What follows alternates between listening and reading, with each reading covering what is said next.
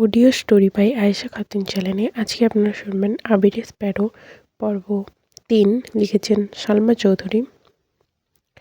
বন্যা জোরে নিঃশ্বাস ছেড়ে বলতে শুরু করলো, তোর কাছে বিষয়টা মজা বা ফাজলামো হতে পারে মেঘ, কিন্তু আমি তোর ব্যাপারে খুব সিরিয়াস।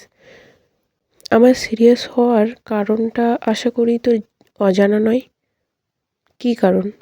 একদিন তুই রাগ করে বাসা থেকে বেরিয়ে গিয়েছিলি।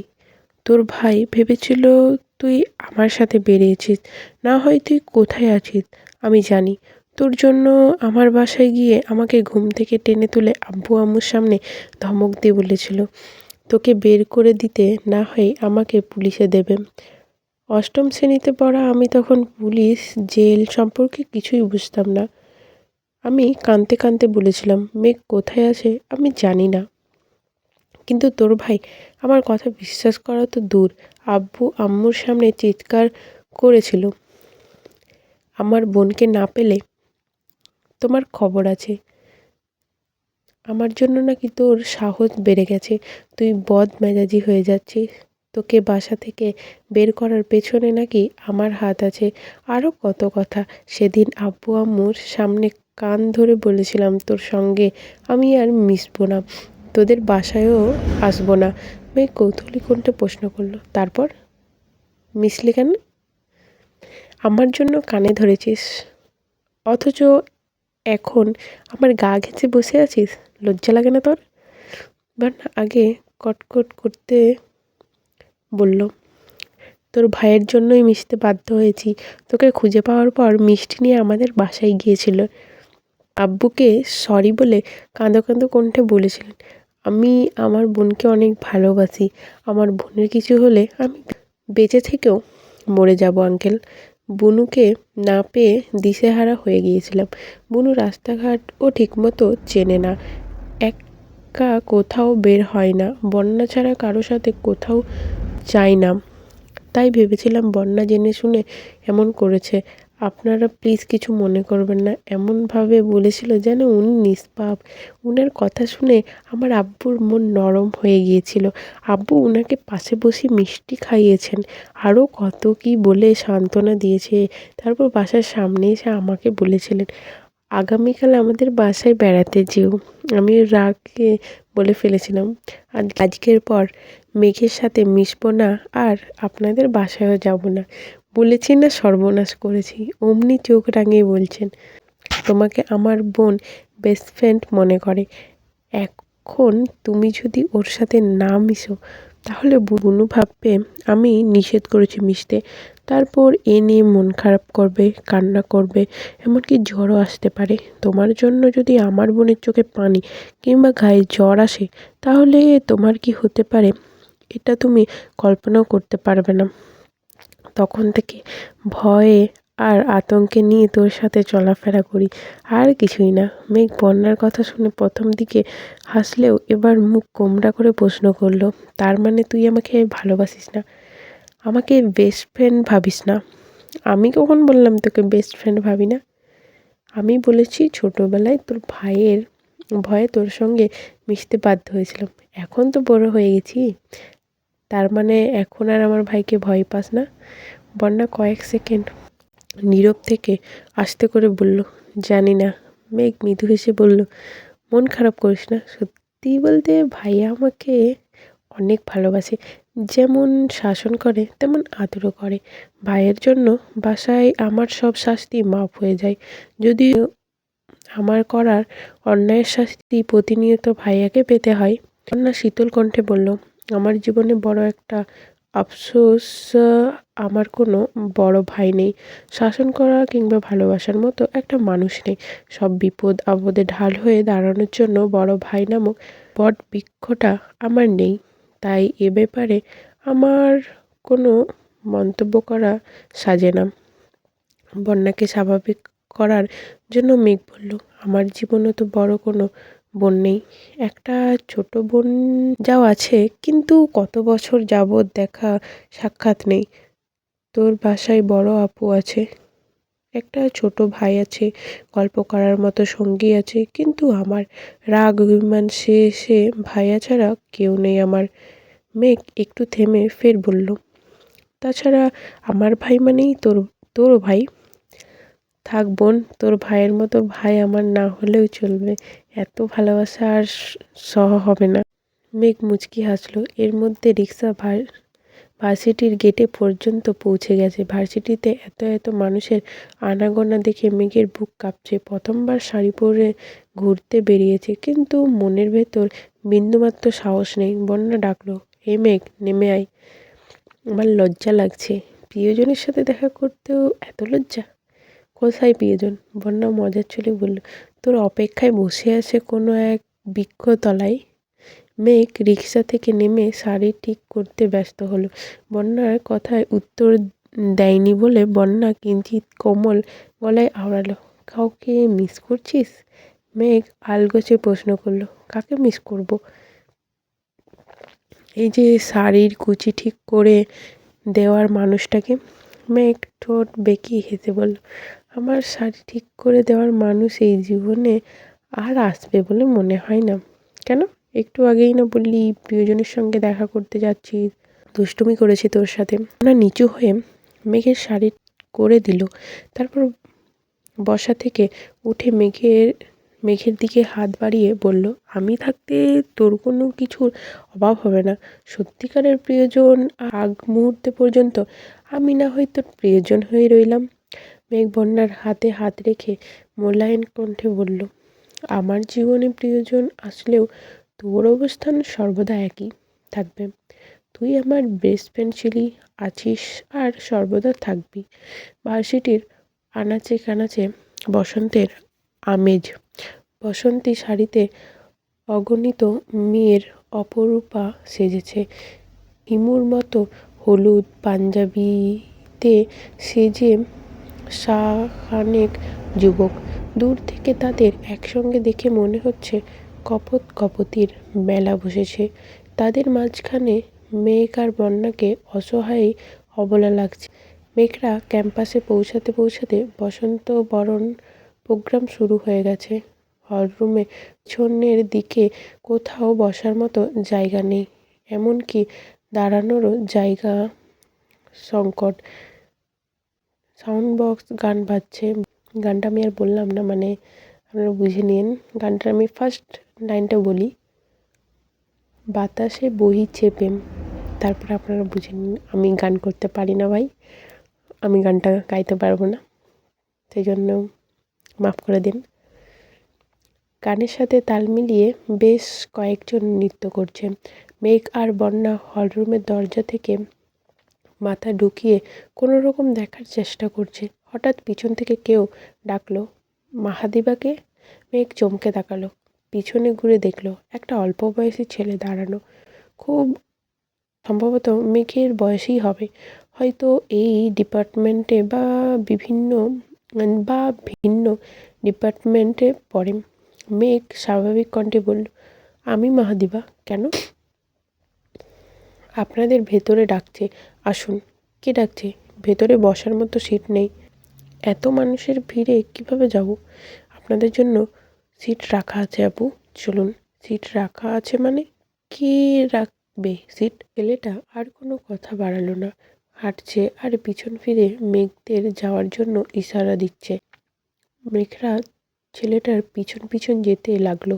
কিছুটা এগোতেই দেখলো মিষ্টি, সাদিয়া পাশাপাশি দুটো চেয়ারে বসে আছে। তাদের পাশে আরও দুটো চেয়ার ফাঁকা।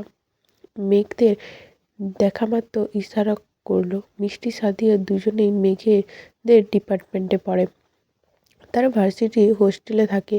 এরকম একটা প্রোগ্রামের সামনে দিক সিট পাওয়া প্রায় অসম্ভব ব্যাপার। মেঘ মিষ্টিকে জিজ্ঞাসা করলো, সামনে বসার জন্য কি ভোরবেলা থেকে এখানে এসে অপেক্ষা করছিলি? না, আমাকে আর সাদিয়াকে ডেকে এনে বসানো হয়েছে। কে ডেকেছে? সাদিয়া স্টেজের দিকে ইশারা করে বলল, ওই যে ফর্সা করে ভাইয়া। ভাইয়ার নাম সম্ভবত মিলন, আরেকটা ভাইয়ার নাম ছিল আইমান। বাহ, হোস্টেলে থাকিস বলে সেলিব্রিটি হয়ে গেলি? মিষ্টি বিড়বিড় করে বলল, সেলিব্রিটি আমরা না, তুই। মেঘ আশ্চর্য হয়ে তাকিয়ে প্রশ্ন করলো, আমি? মিষ্টি, সাদিয়া দুজনে উপর নিচ মাথা নাড়ল। মেঘ আবারও প্রশ্ন করলো, কিভাবে? আমরা কিভাবে বলবো? ভাইয়া আমাদের দেখে জিজ্ঞাসা করলো, তোমরা কি মেঘের বান্ধবী? আমরা প্রথমে ভয়ে ভয়ে জিজ্ঞাসা করলাম, কোন মেঘ? তারপর নিলয় ভাইয়া বললেন, মাহাদিবা খান মেঘ। তখন বুঝলাম তোর কথা বলছে। হ্যাঁ বলায় আমাদের এখানে এনে বসিয়ে রেখে গেছেন। এই স্পেশাল ট্রিটমেন্টের সব ক্রেডিট তোর। কিন্তু আমি তো ওনাদের চিনি না। মিষ্টি বলল, হতে পারে ওনারা তোর খুব ভালোভাবে চিনে। হতে পারে ওনাদের মধ্যে কেউ তোকে পছন্দ করে। মেঘ এখন অবাক চোখে তাকিয়ে বন্যার পাশে বসে হাসতে হাসতে মেঘের কাঁধে মাথা রেখে বলল, আবারও হতেও পারে ওনারা মেঘের ভাইয়ার বন্ধু। মানে তানভীর ভাইয়ার বন্ধু তো হতেই পারে। মেঘ শক্ত কণ্ঠে বলল, ভাইয়া এমন নামে কোনো বন্ধু আছে বলে আমার জানা নেই। তোর ভাইয়ের সব বন্ধুদের কি তুই চিনিস? না, কিন্তু বাসায় কথা বলেন, নাম তো শুনি। আচ্ছা বাদ দে, যা ইচ্ছে হোক। আমরা কি? আমরা প্রোগ্রাম দেখতে এসেছি, আপাতত সেটাই মনোযোগ দিই। আধ ঘন্টা হতে না হতেই দুটো অচেনা মেয়ে ডাকলো, মাহাদিবা আপু। মেঘ ঘাড় ফিরিয়ে বলল, জি, এগুলো আপনাদের জন্য পাঠিয়েছে। মেঘ বন্যা কিছু বুঝে ওঠার আগে মেয়েগুলো কিছু চিপসের প্যাকেট, পানীয় সাথে একটা চিরকুট ধরিয়ে ভিড়ের মধ্যে মিলিয়ে গেল। মিষ্টি সাদিয়া মজার ছলে বলল, আমরা বলেছিলাম না তুই খুব স্পেশাল?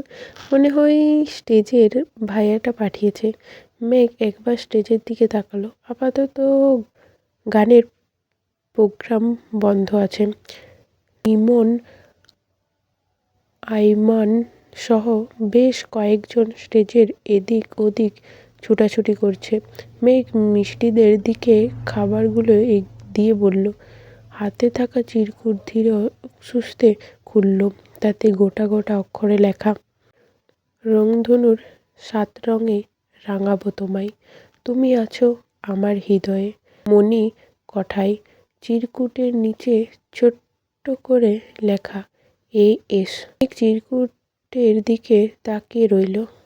মেয়েকে দেওয়ার চিরকুটে এম লেখা থাকার কথা ছিল, কিন্তু এ বা এস কেন? তবে কি অন্য কারো চিরকুট ভুল করে মেঘের কাছে চলে এসেছে? মেঘ সাদিয়া চিপসের প্যাকেট খুলে আপাতত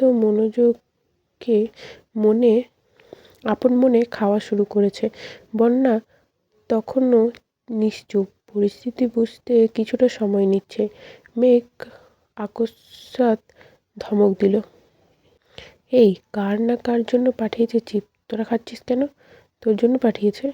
মেয়েগুলো তোকে চিনি বলেই দিয়েছে। চিরকুটে আমার নাম নেই, অন্য কারো নাম লেখা, দেখি।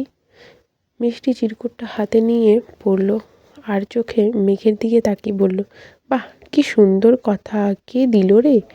বলল, তা তোদের ভাইয়া। বন্যা পাশ থেকে ঠান্ডা স্বরে বলল, ভাইয়া কোথায় থেকে আসলো জানি না। কিছু সময়ে বিরতির পর আবারও প্রোগ্রাম শুরু হলো। মেঘ একবার স্টেজের দিকে দেখছে, আবার হাতে চিরকুটটার দিকে দেখছে। চিরকুটের দুটো লাইন যতবার পড়ছে ততবার বুকের ভেতর মোচড় দিয়ে উঠছে। তাই অনুভূতি মেঘের জীবনে প্রথমবার ঘটেছে, যা প্রকাশের ভাষা নেই। না, তপ্ত স্বরে বলল, আমরা তোর ক্লাসমেট, এখানে তুই সম্বোধন করার মতো কিছু নেই, তুই করে বলতে পারিস। মিনহাজ কয়েক সেকেন্ড নীরব থেকে হঠাৎ বলল, আচ্ছা মেঘ, তোকে একটা কথা জিজ্ঞাসা করব? বল, তুই কি কারোর সাথে রিলেশনে আছিস? না, কেন? সত্যি তো? হ্যাঁ। মিনহাজ কিছু বলতে যাবে, ঠিক সেই মুহূর্তে আগের দুটো মেয়ে আবার উপস্থিত হলো। মেঘ তাদের জিজ্ঞাসা করলো, এবার কি চাই? আপনার জন্য একজন এই ফুলগুলো পাঠিয়েছে, সাথে এই কাগজটা দিয়েছে। মেঘ শান্ত গলায় বলল, সেই একজন কোথায়? নিজে এসে ফুলগুলো দিয়ে যেতে বলো। মেয়েগুলো কিছু বলার আগেই মিনহাজ বলতে শুরু করলো, সুন্দরী মেয়ে দেখলেই ফাজলামো করতে ইচ্ছে করে? কে পাঠিয়েছে তোমাদের? বন্যা নিশ্চুপ দাঁড়িয়ে থেকে সব ঘটনা দেখছে। দুজনের মধ্যে একজন বলে, আপু ভাইয়াটা কিন্তু অনেক কিউট, ফুলগুলো না দিয়ে ভাই ভাইয়ের মন খারাপ হবে। তো আমি কি করব? ফুলগুলো নেন। মিনহাজ রাগী কণ্ঠে বলল। একদম নিবি না। মেঘ কথা না বাড়িয়ে ফুলগুলো নিয়ে নিল। আস্তে করে বলল, নিলাম ফুল, যাও এবার। এরপর কিছু দিতে হলে তোমাদের ভাইয়াকে নিজে নিয়ে আসতে বলবে, আচ্ছা? মিনহাজ বিড়বিড় করছে। তোকে বারণ করলাম, কিন্তু তুই আমার কথা শুনলি না। কোথাকার কে তোকে ফুল দিল আর তুইও নিয়ে নিলি? আচরণে বন্যাও কিছুটা বিরক্ত। চেনা নেই জানা নেই কেউ ফুল দিলেও আর মেঘ সেটা নিয়ে নিল। তার চেয়ে বেশি বিরক্ত হচ্ছে মিনহাজের জন্য। মেঘ ফুল নেওয়ার মিনহাজের মেজাজ চরম খারাপ হয়ে গেল। মেঘ সে সবে পাত্তা না দিয়ে দ্বিতীয় চিরকুট খুলল। তাতে লেখা, এই বসন্তের অনেক জন্ম আগে তোমায় প্রথম দেখেছিলাম আমি। হেঁটেছিলাম উদ্দেশ্যে পানে। সেই বসন্ত এখন ভীষণ দামি আমার কাছে। মিনহাজ একটু ঝুঁকে মেঘের হাতে চিরকুটটা দেখার চেষ্টা করলো। এই চিরকুটের নিচে ছোট্ট করে এস লেখা। মিনহাজ চিরকুট দেখে হেসে কুটি কুটি করে যাচ্ছে। হাসতে হাসতে বলল, তোকে গান লিখে দিল কে? মেঘ বিরক্ত স্বরে বলল, যে লিখে দিক তাতে তোর সমস্যা কোথায়? এর মধ্যে তামিম মিষ্টি সাদিয়াও চলে এসেছে। সাদিয়া বলল, আমি শিওর এটা নিলয় ভাইয়া বা আইমান ভাইয়া কাজ। তামিম মিনহাজ একসঙ্গে প্রশ্ন করল, লিমন আইমান কে? বড় ভাই। কার বড় ভাই? মিষ্টি বলল, যারই হোক ওনারা আমাদের বড় ভাই। মেঘ আশেপাশে নজর বুলিয়ে শক্ত কণ্ঠে বলল, এসব বিষয় নিয়ে বেশি কথা বলিস না। কোনোভাবে ভাইয়ের কানে খবর গেলে আমার অবস্থা খারাপ হয়ে যাবে। এতক্ষণে বন্যা মুখ খুলল, তোর ভাইয়ে ভয়ে চুপ থাকতে বলছিস, অথচ অপরিচিত কারো থেকে ফুল নিচ্ছিস, চিরকুট নিচ্ছিস। মেঘ দাঁতে দাঁত পিষে বলল, আমি জানি এগুলো আমার কাছের মানুষজনের কাজ হতে পারে, এগুলো তাদেরই প্ল্যান। মিষ্টি হেসে বলল, এই মেঘ, লিমন ভাইয়া আসতেছে দেখ। আশ্চর্য, আমি কেন দেখব? এদিকেই আসতেছে। মিনহাজ গর্জে ওঠে, লিমন ভাইয়া কোনটা? এক মুহূর্তের মধ্যে লম্বা চওড়া ফর্সা করে এক ছেলে মৃতের সামনে এসে দাঁড়ায়। রাগান্বিত কণ্ঠে শুধালো, তুমি মিনহাজ? মিনহাজ আমতা আমতা করে বলল, জি। আপনি ইসলাম লিমন? চলো। আজকের পর্ব এই পর্যন্ত। কেমন লাগলো অবশ্যই জানিও। দেখা হচ্ছে পরের পর্বতে। ততক্ষণের জন্য ভালো থাকবেন, সুস্থ থাকবেন আর এভাবেই পাশে থাকবেন। তো আল্লাহ হাফেজ।